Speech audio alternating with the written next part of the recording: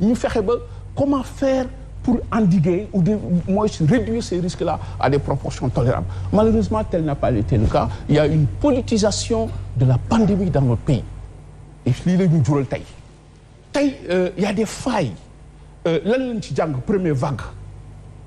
Qu'est-ce que nous avons appris de la première vague pour éviter yenn yi parce que problème yi sur la prise en charge gis nga am na lu mu wane dans la recherche. Aujourd'hui, nous avons demandé à ce qu'on tropicalise la lutte contre le coronavirus dès le début. Parce que nous avons adopté un système bu bokkul.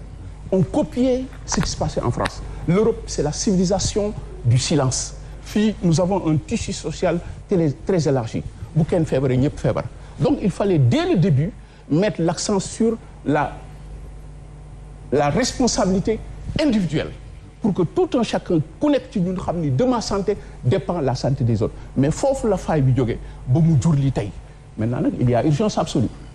il faudra rectifier ñu toog waxtaan l'heure n'est pas à la polémique l'heure est à l'union de toutes les forces sinon nous allons vraiment vers le chaos. Et pourtant cette polémique am na de Boubacar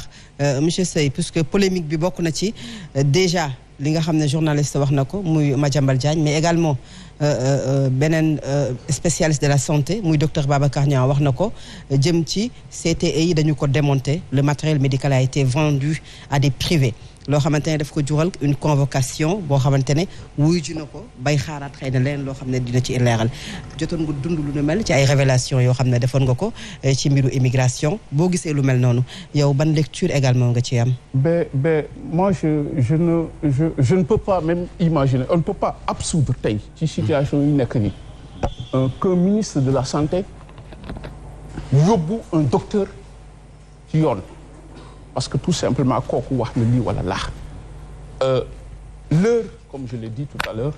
l'heure n'est pas à la polémique parce que tey tout le Sénégal est en deuil xëy na du lépp la ñu wax tey kon je crois que tey il est bon qu'on fasse taire les intérêts irrationnels et leur instrumentalisation politique il est bon aussi ñu wax nit ñi dëgg li xew il est bon que ñun ñëpp ñu toog waxtaan mais dans cette démarche là. da nga jàpp ne waxuñu nit ñi dëgg c'est une démarche suicidaire pour le Sénégal. da nga jàpp ne waxuñu nit ñu dëgg dans la gestion.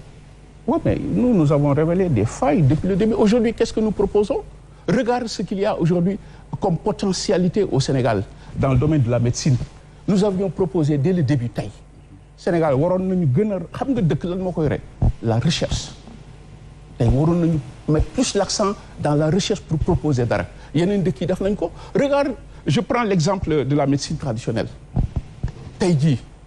j'ai parlé de la tropicalisation de la lutte contre le coronavirus tey ñun am nañu yoo xam ne tey xëy na suñ ko jëfandikoo woon wala ñu valoriser ko wala jéem a def une concertation collégiale avec les médecins modernes les médecins traditionnels tey war nañu mën a proposer dara mais loolu amul donc il y avait ce verrouillage là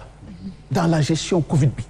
ñii bëgg ko accaparer wu parce que de quand même on parlait de corona business parce que am na ñoo xam ni ñu ngi siy defar seen affaire gis nga querelle yi am entre les scientifiques les médecins et souvent avec l'État parce que il y a une politisation de ce dossier là alors que les enjeux sont majeurs aujourd'hui donc tey quelle devrait être la réflexion pour un Sénégal post-coronavirus qu'est-ce qu'on devrait faire aujourd'hui lan la ñu waroon def pour que ku feebar faju lan ñu waroon def pour éviter tey ñu naan amuñu ay lal yu mat donc nous avons eu même à proposer ñaari ministère xaalis bi ñu jugal yëpp waroon na am un ministère de la santé chargé des infrastructures day tabax jigéen dootu fi jógee di dem beneen dëkk di accoucher ci mbedd mi tey du ñu taxaw fii naan problème de lii amul beneen ministère aussi délégué chargé de la recherche ñu woo les médecins les traditionnels là fii ci kër gi am na kenn ku sant Ndiaye yaa Médou Sey yaa ñeneen alors ñu conjuguer ces actions là pour proposer quelque chose pour que ñu mën a mais malheureusement lan moo ñu dal gëmuñu suñu bopp. alors nous revenons à cette peut-être dinañ ci ñëw ak yow docteur par rapport au CTE mais peut-être pour avancer ak Boubacar ñu wax ci li nga xamante ne dooraat na wala boog déggaat nañu ci ay xibaar mu jëm ci ñi nga xamante ne baal ma rek balaa ñuy dem foofu est-ce que doo ma may ma terminer moom ci gestion mbas mi ayca Ndeye Dina parce que da nga wax ne tout à l'heure que ni waruñu bàyyi suñu xel lépp concentré ko ci solution dafa war a jóge Occident nee nga léegi l'heure n'est pas à la polémique est-ce que loolu dafay tekki ni tey kon dañu war a gëmm suñu bët ci lépp loo xamante ne ni gestion la ndax gis nañ fan yële passé ñu jébbal rapport président Macky Sall soxal lu jëm ci fonds force Covid-19. Oui, mais vous avez vu toute la polémique bi am ci yooyu yëpp ces fonds-là force Covid-19 gestion comme mais il faut avouer qu'il y a un problème.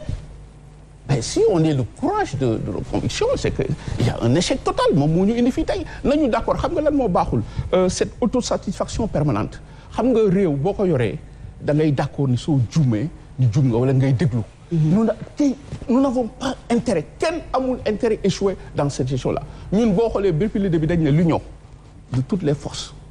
vives yaa xam foo mënti féete yaa xam ci wàllu ñaan yaa xam foo mënti féete pour ñu ànd waxtaan parce que